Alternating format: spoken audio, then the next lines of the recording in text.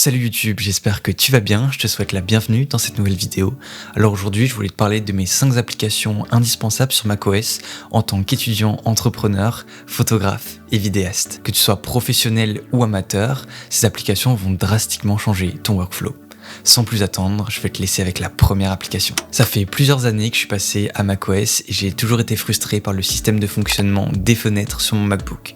En effet, pour régler mon espace de travail comme je souhaitais, c'était assez compliqué. J'ai récemment découvert l'application Rectangle qui te permet de résoudre ce problème. Il te suffit de l'installer et de la configurer pour redimensionner en un rien de temps tes fenêtres. Pour ma part, j'ai configuré mes raccourcis clavier avec la touche CTRL, Options et les flèches directionnelles de mon clavier.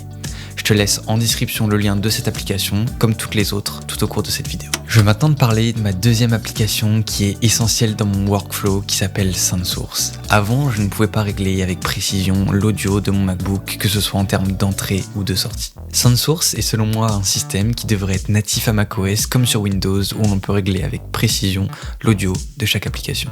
C'est pratique dans pas mal de cas, comme quand je fais du montage et que je souhaite écouter un podcast ou de la musique en même temps pour pouvoir régler mes audios à différents niveaux.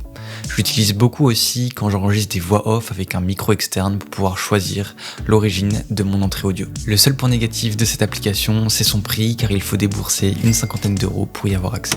Pour cette troisième application, je voulais te parler de CopyClip.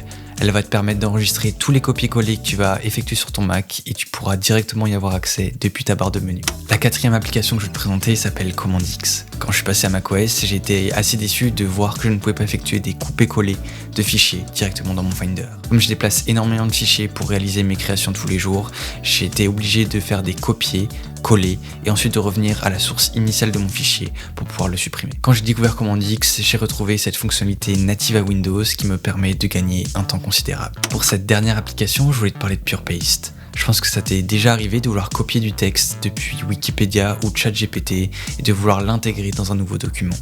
Le souci, c'est que macOS va non seulement copier ton texte, mais aussi sa mise en forme, avec par exemple la police, la taille de ton texte ou encore les liens et j'en passe. PurePaste va régler ce problème.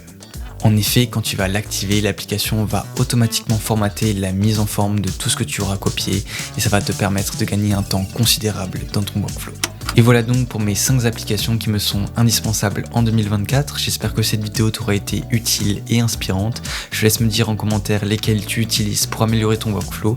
Je te remercie d'avoir regardé cette vidéo jusqu'au bout.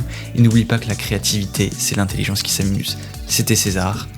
Ciao.